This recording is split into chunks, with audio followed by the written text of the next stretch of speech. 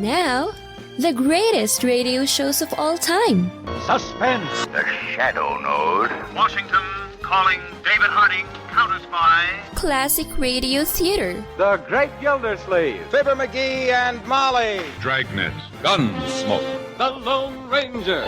Now, step back into a time machine with your host, Wyatt Cox. Good evening, friends of the Inner Sanctum. Lou Merrill, starring in as the host in this episode of the program called Crime Classics, produced by Elliot Lewis. This episode, originally broadcast on June 2nd, 1954, is entitled Mr. Jonathan Jewett, How He Most Peculiarly Cheated the Hangman. This is Crime Classics. I am Thomas Hyland with another true story of crime. Listen. The High Sheriff of Hampshire County, Massachusetts, and deputies carrying a coffin down the prison corridor, stopping in front of the cell of Mr. Jonathan Jewett and opening the door. Brought you something, Mr. Jewett. Brought you your coffin. Set it down right here, men. You'll find your hanging cap inside, Mr. Jewett. I'd advise you to try it on to see it's not too tight. There's been trouble on the gallows with a too tight hanging cap. Look in on you later. You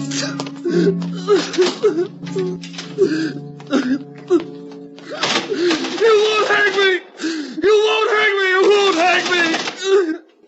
Tonight, my report to you on Mr. Jonathan Jewett, how most peculiarly he cheated the hangman. Crime Classics, a series of true crime stories taken from the records and newspapers of every land, from every time. Your host each week, Mr. Thomas Hyland, connoisseur of crime, student of violence, and teller of murders. Now, once again, Mr. Thomas Hyland.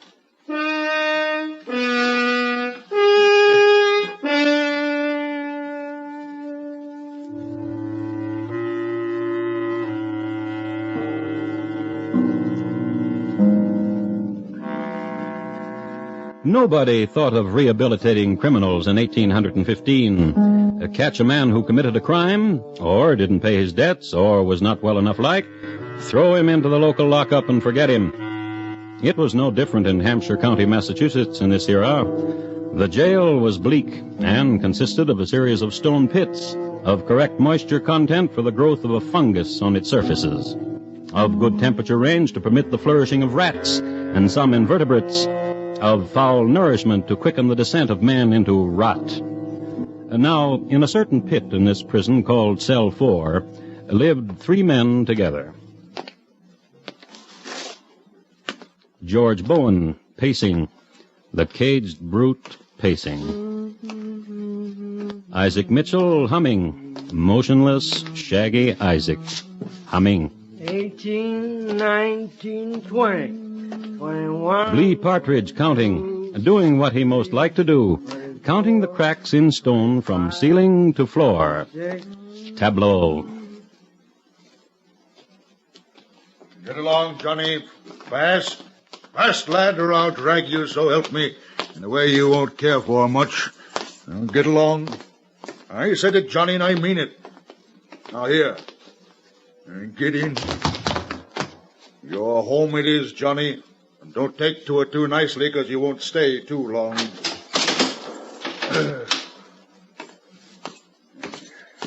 Sheriff? Yeah, Bowen? New one, Sheriff? Uh-huh. What's he done? Kill him a woman. Oh, now? Yeah. Gonna hang him? Month from today, Bowen. He'll kick it to wind. Month from today. 1, 2, 3, 4, 5, 6. Stop it! 7. Stop it! George, now. How George now, you! How George now! George now, you. You start humming more, Isaac, you get the same. George? What? What do you want? Listen, George. What? Well, why don't we talk to the one just came in? Well, why don't we slip out the stone and talk? That's right, George. Talk to him. Shh, you. In there. Hey there, you in there. Over here. Can't see me. Come here to the wall. Bend down now. Halfway to the bottom now. I've taken a stone out so there's a hole big enough to see through. Bend close now. My name's George Bowen. What's yours? Jewett. Jonathan Jewett. Murderer, I hear. Murderer, I hear. Didn't mean to. A woman, I hear. Didn't mean to. Tell me about it. Tell me. Didn't mean to. Tell me! Well, welcome, old Johnny Jewett, lad. We're cellmates, we are, and we're sharing things now, we are, old Johnny Jewett. Tell me now how you happen here. It was a lady, I hear. Please, tell me. I met her at Boswick's Tavern. She was sitting there, and she had yellow hair. No more you'll tell me, Johnny. For now, she was sitting there and she had yellow hair. Save the rest for later, Johnny. Talk a little later, Johnny. Well, that's just the start of it. Yellow hair. Isaac, Blee, he killed a lady, and she had golden hair that shined and was soft as any silk you ever touched. Going to hang him. Poor boy. Going to hang him. And we won't get to see it.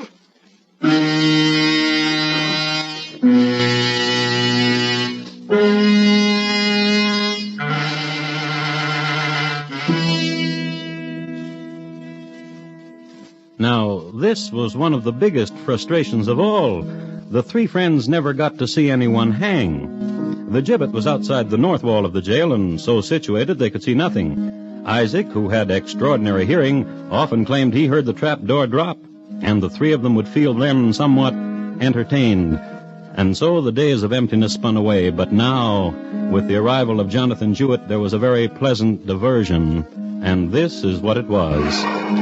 George Bowen would pull out the stone. Jewett? Tell me more. Yellow hair and apple cheeks. Tall for a woman and walked easily. And a few hours later... Jewett? Walked easily, and the first time I saw her, she came to me like some floating thing. That was enough for a while. Enough of the story. But one day, you remember... All right. Lively, men. And right in here... Brought you something, Mr. Jewett. Brought you your coffin. Set it down right here, man. You'll find your hanging cap inside, Mr. Jewett. I'd advise you to try it on to see it's not too tight. There's been trouble on the gallows with a too tight hanging cap. Look in on you later.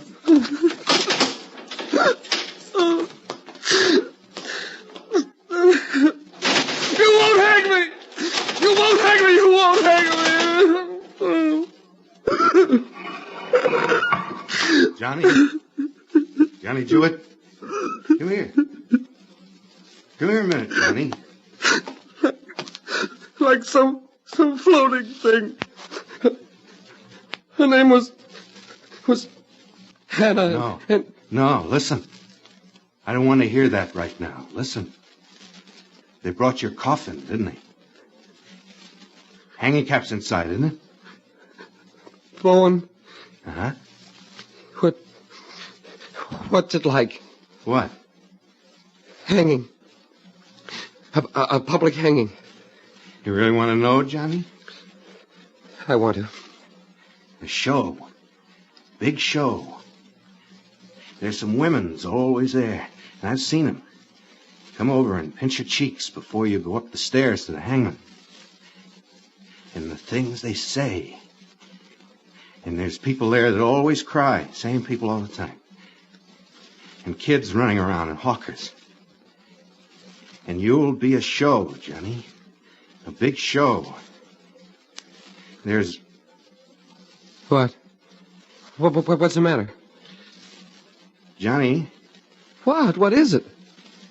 Wouldn't hang me. Why not? Wouldn't hang me, Johnny. What? What, Bowen? Bowen? Bowen, tell me! Bowen! Bowen, open up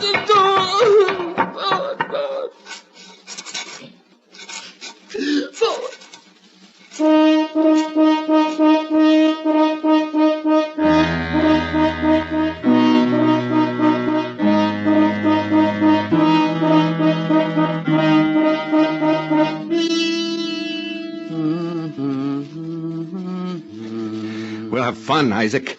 Oh, I tell you, we'll have fun.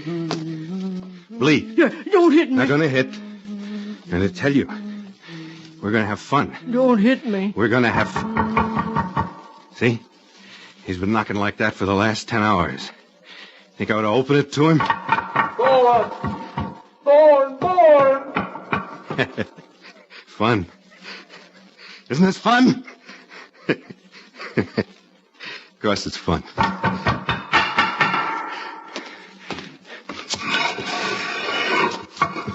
Was you knocking on the wall, Johnny? Please. Please what? Listen. Yeah. I'm not gonna tell you about Hannah anymore. Unless I what? Tell me how you wouldn't hang. You want to know, Johnny? Yes.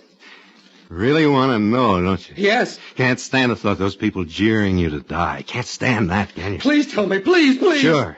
I'll tell you. Yes? Hang yourself, Johnny. Hang yourself, Johnny.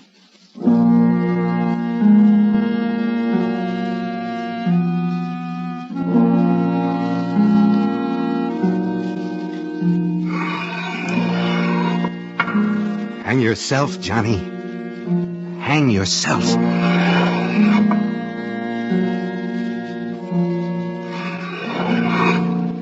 It's easy. It's easy, Johnny.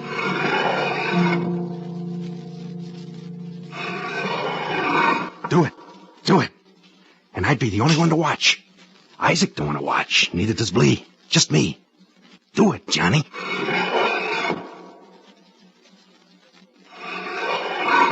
Cheat them, Johnny. Cheat the hangman. Cheat the crowd. Oh, do it. Bowen? Oh, do it, Johnny. How?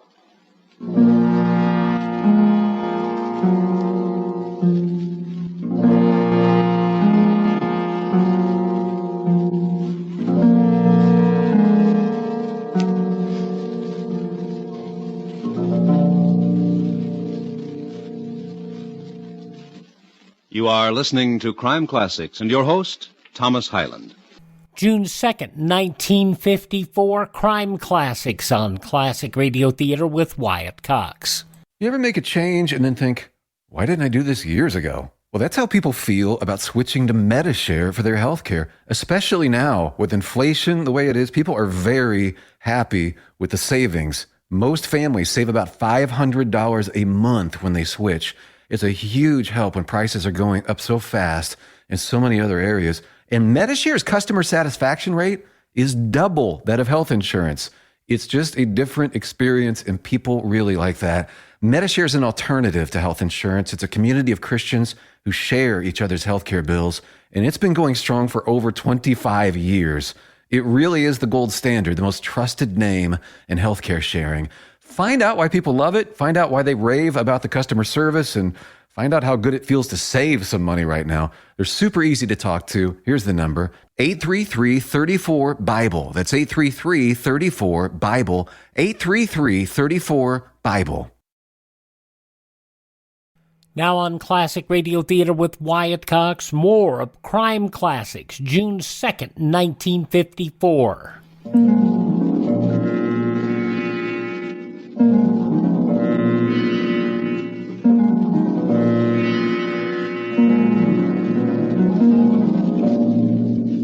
Winters, they say, are not as bleak today or as furious as they used to be in Massachusetts.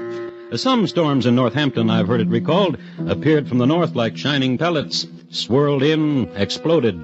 Then the snow was composed of great northern glaciers and frozen sea spray, and another thing, a vast desolation from the pits of the world. And so it was in 1815. The winter broke early, and the first snow blanketed the village, piled high the drifts against the stone of the jail, sent bitter winds down its freezing corridors. Condemned man Jonathan Jewett not knowing any longer whether he shudders from cold or a soul numbed with terror. Cold! Cold! Said a prisoner named Blee Partridge, and hugged his bluing arms about him. Isaac Mitchell sounds from the frozen recesses of his mind. Cold! George Bowen having fun, watching Jonathan Jewett through a hole in the wall.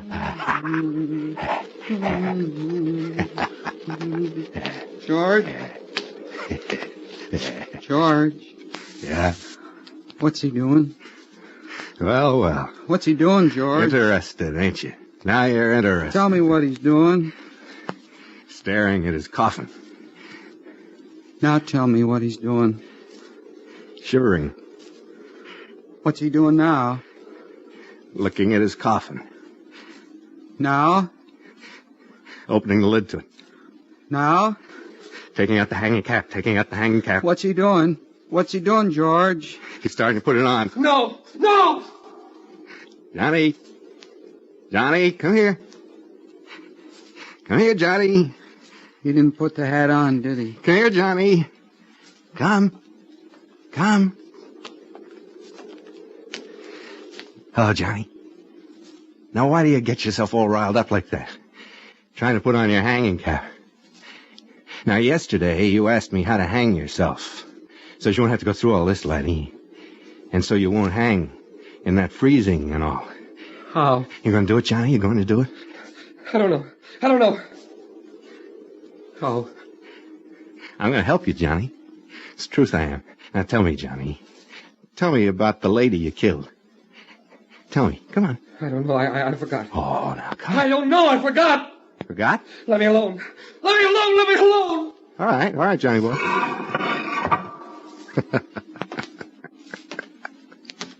Cold. Cold. Cold. Get out of the cot, please. Don't hit me. Get out. Get. Oh. When I say get. All right, George. All right, George. All right, all right. Take this ticking now off your cot. There a strip. There another. Now, we got what makes a rope. Oh, George. Yeah, Blee. The strips. Give them to me. Give them to me. Give them to me. Sure, Blee. Sure, here. Yeah. 1, 2, 3. 1, 2, 3. That's it, Blee. 1. Braid me a rope from those strips, Blee. 1. Braid me a rope from those strips. 1, 2, 3.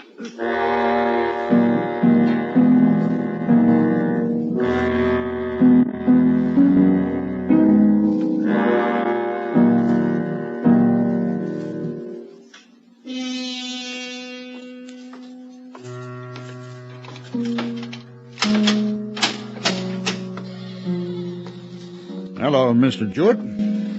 How do you feel? Came to tell you something, Mr. Jewett.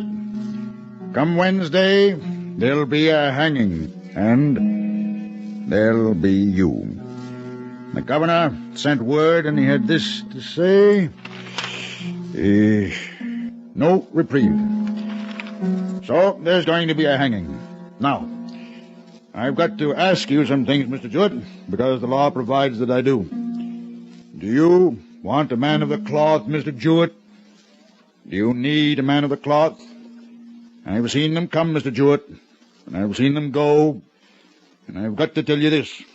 Those that ask for the men of the cloth seem better fit for what's going to happen to them, the hanging of them, that is. So if you want a fellow come up and preach to you, talk to you, you just say the word. Now, I got to ask you this. The hanging cap, when you tried it on, was it too tight? Was it too snug, Mr. Jewett? Can you breathe all right, I'd like to know. And the coffin ain't too narrow, is it? Seeing as you're a smallish man and all, but it ain't too narrow, is it? Now, something else, too. How you're to behave. There's always a kind of woman comes, come shine, come rain, come snow, a kind that's always there, a toucher, a walker over, to pluck your sleeve or pinch your cheek. Now, you pay her no mind, but look ahead, and whatever else comes in front of you or alongside, To distract you, pay it no mind. And pay the jeers no mind, or the weeping, but mount the steps. Now, listen, Mr. Jewett. If you've got a little something, $1, or $2, or $3, I'll be glad to see the hangman gets it, and he'll treat you prettily. Tie the rope just right, and just right, and drop you. Good, straight, and true. And not make you wait too long a time. Think it all over. I'll return again tomorrow.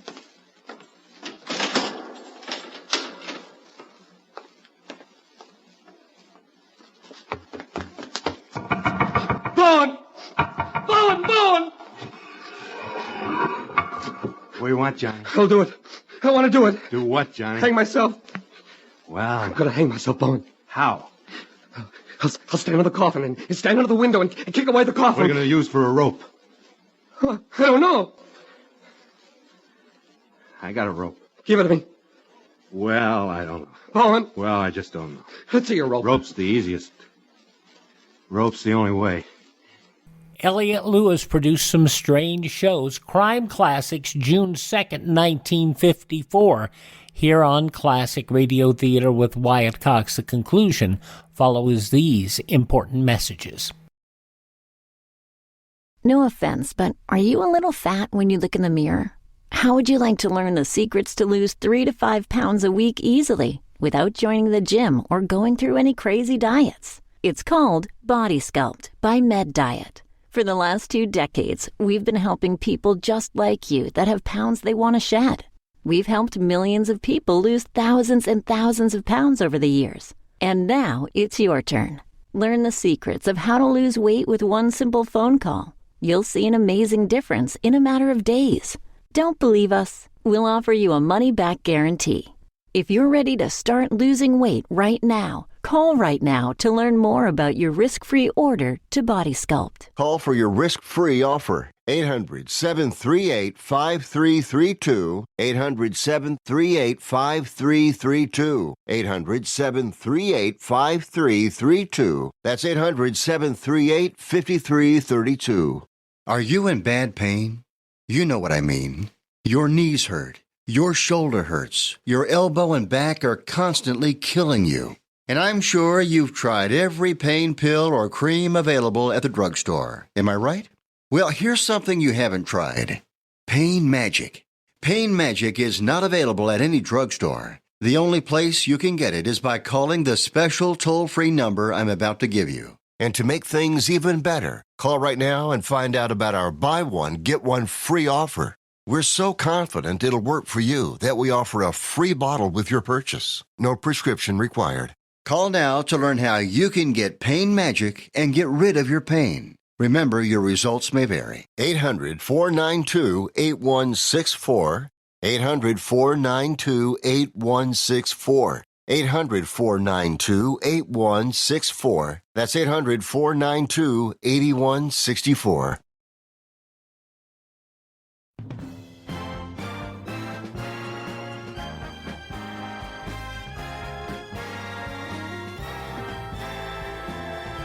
Now on Classic Radio Theater with Wyatt Cox, the conclusion of Crime Classics, June 2nd, 1954.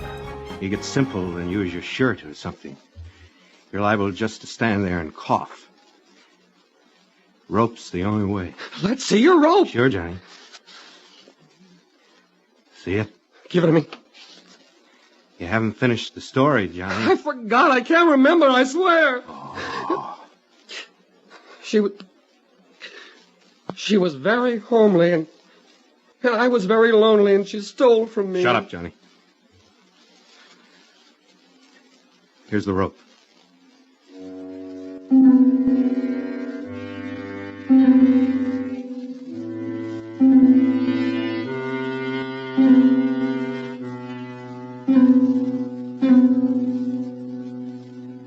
George? Yeah? What's he doing? Staring. What's he staring at, George? The rope. What's he doing now, George? Got his head bowed down, and he ain't doing nothing. Now what's he doing? Walking. Now? Walking around. Ain't put the rope down, has he? No. What's he doing now? He ain't doing nothing. Is the coffin under the window? Yeah. Has he tied the rope to the bars? Yeah. What's he doing now? What's he doing?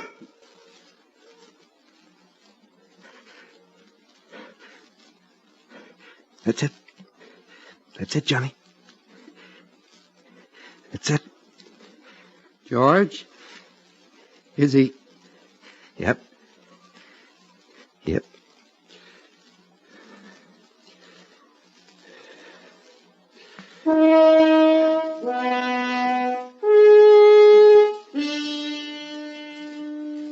The next morning was Tuesday, and a very cold day. Since it was the day before the execution, holes had to be chopped out of the ice in order to set in the scaffold posts. Once this was done, however, the rest was easy. A simple platform at the top of 13 steps, and a primitive but often adequate spring mechanism as a trap door. Having given the workmen any special instructions they may have needed, the sheriff re-entered the prison and walked to Mr. Jewett's cell to inform him what all the hammering had been about. Jewett? He said. Jewett. He went on. Hanged yourself. He noted. Dead. He made sure of it. Then vent his spleen. Cheat! Cheat! To have done such a thing. To have cheated the law and the hangman. And the gallows being fairly built, to have done such a thing. Cheat! How did you...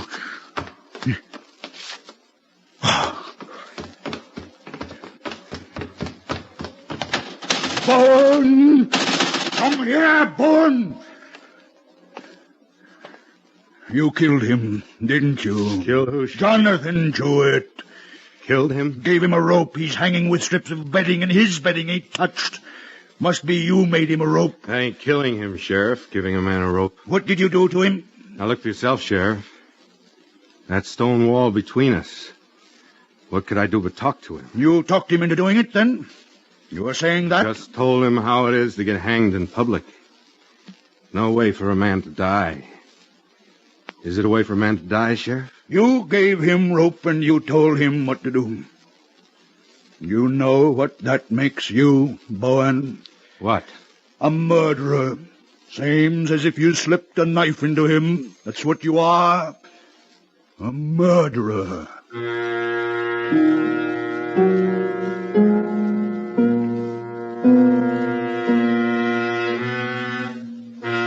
George Bowen was indicted and brought to trial. A charge, homicide, murder of Jonathan Jewett, brought to trial on an interesting charge. And the prosecution had this to say. By his own confession, the prisoner admits he advised Jonathan Jewett to take his own life. And a man who advises death, I say, is a principal in murder. No other causes incited Jewett to destroy himself. No other causes but the advice of the defendant. The living instrument of a murder is a murderer and must himself die. I charge the jury to find this man guilty. And the defense had this to say. I say that the defendant is perhaps guilty of being accessory to murder, but this is not the charge here. The charge is murder. And while I do not stand here to justify his crime, I say to you, if you convict him as charged, you yourselves are guilty of murder under the existing form of law. And the jury foreman had this to say. Not guilty. So Bowen was returned to his cell. A certain pit in Northampton, Massachusetts prison called Cell 4. 43, 44, 45, 46, 47.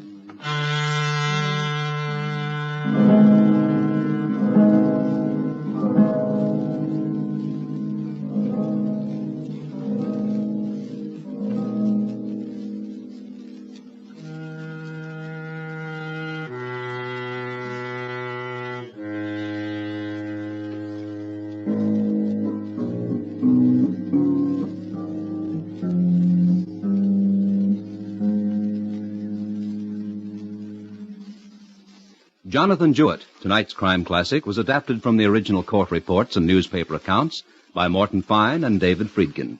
The music was composed and conducted by Bernard Herrmann, and the program is produced and directed by Elliott Lewis. Thomas Hyland is portrayed on radio by Lou Merrill. In tonight's story, Lee Millar was heard as Jonathan Jewett, and Elliott Lewis as George. Featured in the cast were John Daner, Vic Perrin, Junius Matthews, and Byron Kane. Bob Lamont speaking. Thought I heard Elliott Lewis in there in that one. June 2nd, 1954, Crime Classics here on Classic Radio Theater with Wyatt Cox. Are you suffering with arthritis or osteoporosis? Do you have diabetes? Did you know that these are just 2 of the hundreds of diseases that have seen improvement with Dr. Wallach's incredible longevity products? You can't get them at a health food store. The only way to get them is to call us at 800-214-0065. That's 800-214-0065. Do you have heart disease, fibromyalgia, or high blood pressure? Do you have a terrible time losing weight? Dr. Wallach can help. He was a veterinarian and cured diseases in animals. He felt that he could do the same for humans, so he became a physician. Over 50 years of research and helping people like you goes into every bottle of Dr. Wallach's amazing discoveries. Do you want to feel better? Learn how to treat the cause of your problem rather than covering up the symptoms with drugs. Call 800-214-0065. That's 800-214-0065. Now on Classic Radio Theater with Wyatt Cox, time to go to Pine Ridge, Arkansas, an episode of Lum-n-Abner from June 2nd, 1948.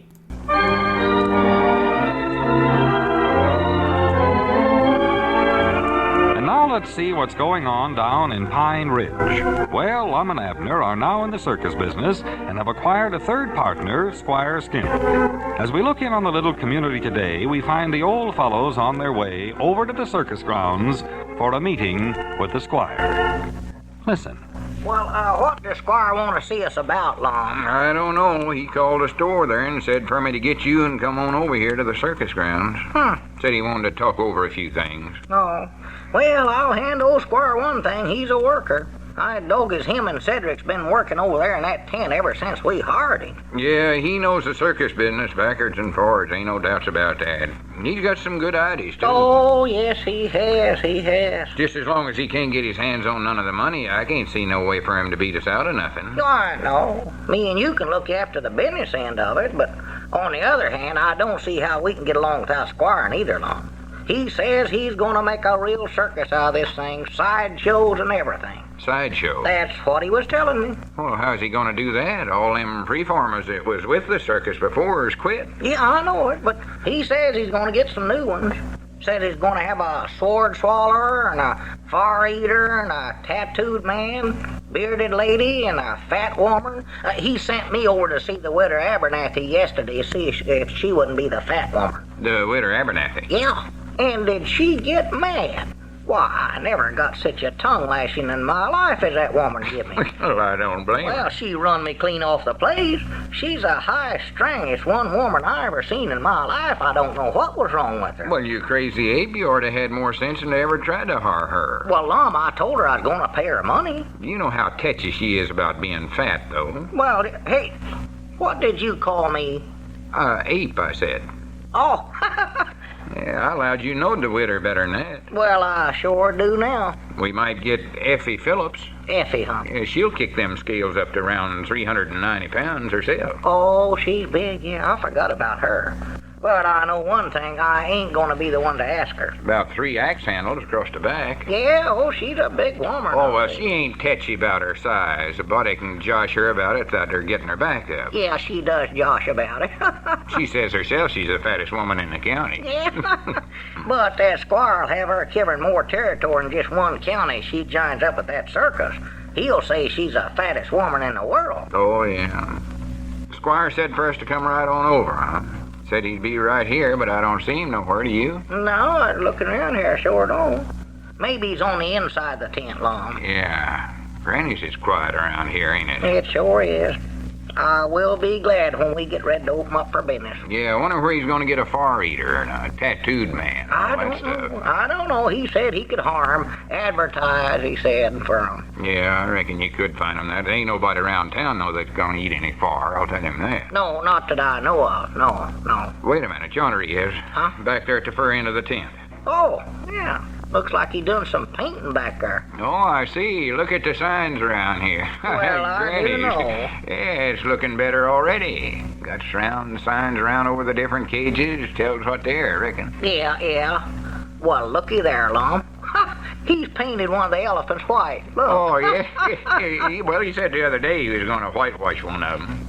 See the sign there? Only white elephant on exhibition in the world today. Sounds good. Yeah, it does.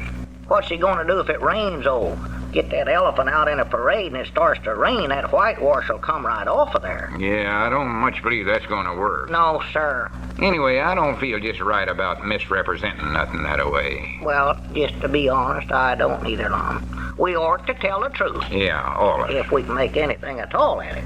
I think we better speak to Squire about that. Yeah. Look at there, according to the sign there, that other elephant's the biggest one in the world. Well, I never knowed that. Sure, every circus I ever seen in my life's had the biggest elephant in the world. Yeah. What's this cage over here? Here's some stuff I never even knowed we had. Let me get my glasses on here. That's the monkeys, ain't it? Well, that's where we've been keeping them, but according to that sign there's something else. There's one dangaroo there.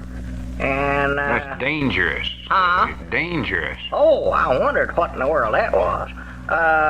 4 or 5 names up there. Gorilla. Oh, a gorilla. Orange-a-tange. Why, Dad, blame you, lum-n-abners. I ought to beat the daylights out of you. Wait a minute, for goodness sakes, what's the matter with you? Doggies, you take that back. Don't be swinging at me. Well, you just take that back. You can't stand up there and call me no such a name as that. Put your dukes up What right are you now. talking about? Get What came over you? I ain't called you nothing. I ain't said a word to you. I was just standing here. You called me a ape a while ago. When did I call you a ape? Just a while ago, just before we come to tent here. Put your dukes up. Well, you're a long time getting mad about it. I done forgot about it. Well, I just now found out what they look like. There's what you call me sitting right there in that cage. Oh, well, that ain't nothing to get mad about, Abner. According to that sign Squire's got up there, it is. Well, I never meant nothing by it. Well, ain't nobody gonna call me no such a name as that and get by with it. All right, then, I'll take it all back. Yes, sir, take her back. From now on, I'll call you a baboon instead of a ape. Well, all right, but don't you call me no ape again. Well, now, there's something I never knowed. What's that? That's the only Siberian possum in captivity. Well, I do. Let me take a better look at that thing. Ain't that the one you swapped off of Homer Jenkins? Why, sure it is. His dogs treat it right down there back at his place. I bet old Homer never knowed he was an extra that way. He never would have dealt him off to me. Imagine having a Siberian possum and not even knowing it. Well, that ain't no more of a Siberian possum than you are. What did you say? That I am, then, Granny's. That's better. Don't care what you call yourself. Well, you're just getting tetchy. I ain't no such a thing. I just don't like to be called names. Now, that's another misrepresent. Hey, Squire, come up here a minute.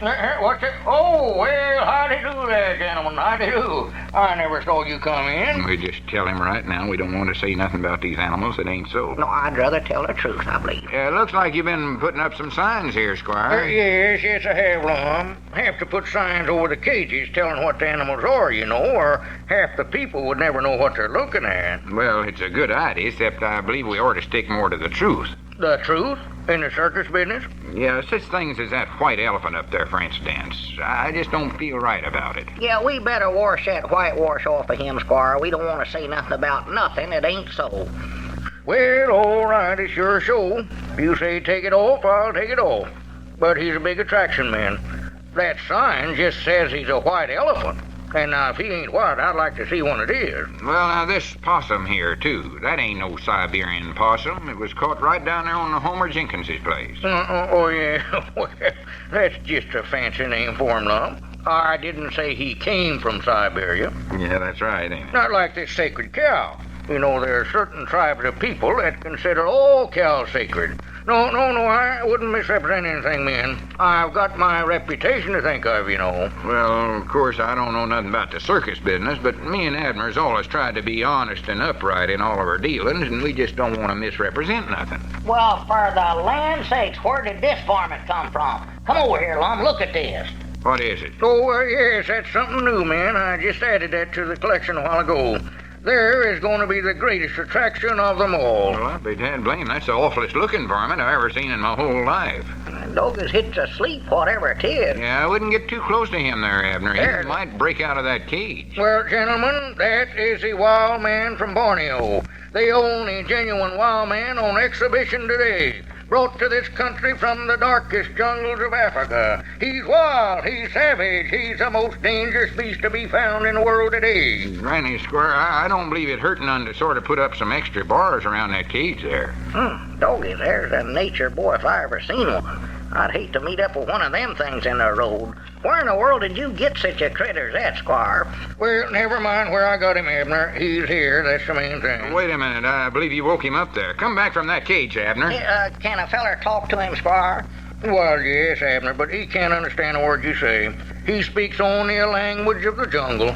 Squire, if that thing ever got loose around here, the people of Pine Ridge would be scattered all over the United States. We never would get them gathered up again. Well, don't worry, Lum. He won't get loose. Don't worry about that. Yeah, look at him blinking them eyes. Doggies, he looks mighty nigh like a human. Believe I'll say something to him. Howdy do, sir. Just howdy. Howdy, Mr. Abner. Grannies, wait a minute. Who said that? Hi, Doggies, he knows me. Oh, howdy, Mr. Lum. I sure fooled you fellers, didn't I? That's a gooder on you. Why, it's Cedric. Yes, now you've done it, Cedric. I told you whatever you do, never to speak to anybody that comes near this cage. You can't understand a word of the English language. Nag. Everybody's always nagging at me. Even my third grade teacher nags me. Get to school on time, get my lessons, get a shave. Now I can't even talk to my friend.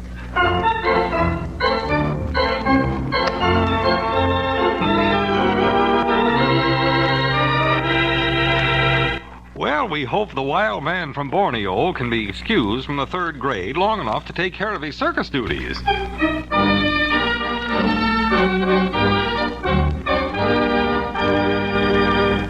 Friends, if a late night snack or too much dinner makes you miserable or gives you a touch of acid indigestion, remember, for fast, dependable relief from acid indigestion, alkalize with Alka-Seltzer. See for yourself how quickly Alka-Seltzer can relieve that tense, stuffy feeling in the stomach, how fast it acts to reduce gastric hyperacidity. Of course, you always want to be sure you have plenty of Alka-Seltzer on hand, because you never know when acid indigestion is going to make you miserable. So to be sure of relief when you want it, buy 2 packages of Alka-Seltzer from your druggist instead of 1. Then when your tablets get down to 4, with an extra package, you'll have some more. Your druggist has Alka-Seltzer in 30 and 60-cent size packages.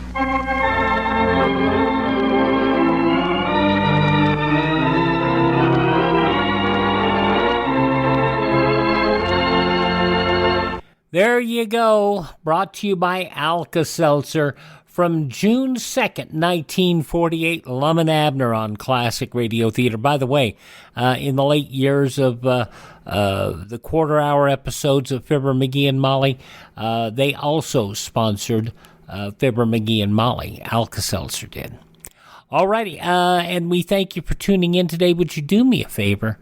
Please thank this radio station and support their advertisers. It is their kindness and courtesy that allows us to be with you each and every time we roll around here on your favorite station. You can also, if you miss a day here, you can find our shows at Spreaker or at Spotify or Apple Podcast, Google Podcast, Amazon, all sorts of places. Just search for Classic Radio Theater with Wyatt Cox. That's Classic Radio Theater with Wyatt Cox. Some of you said, we'd like a way to show our appreciation of you and your shows. Well, you can do that by going to classicradio.stream. The first entry down there has links to our social media, to our Facebook and Twitter. And it also has a link that I labeled Buy Me a Dr. Pepper. Well, that's my drink. But the site's called Buy Me a Coffee. And you click there and send me something, and it would be nice. I appreciate all that you folks do to show your kindness and appreciation of the show. You can also contact me through that webpage, and you can also, even better, you can download our shows on demand, and you can learn more about building a classic radio collection of your own. Thanks for tuning in. Tell all your friends that great radio shows are right here at this spot on the dial. Classic Radio Theater with Wyatt Cox on your favorite radio station.